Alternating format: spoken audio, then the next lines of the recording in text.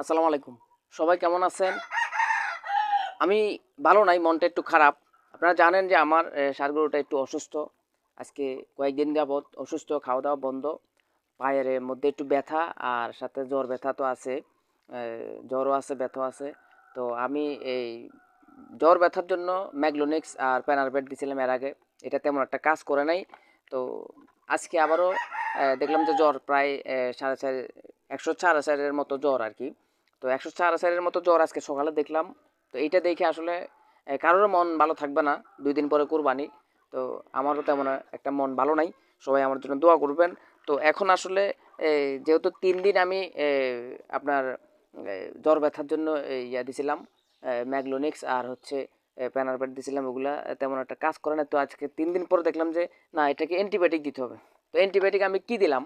অ্যান্টিবায়োটিকে আগে আমি এই যে অ্যান্টিস্টেম হিসেবে আমি অ্যাস্টাবেট দিছি, আর সাথে আর্থিভেট, এফএনএফ কোম্পানির আর্থিভেট, এটাও জ্বর ব্যথার জন্য ভালো কাজ করে, ফুলার জন্য ভালো কাজ করে।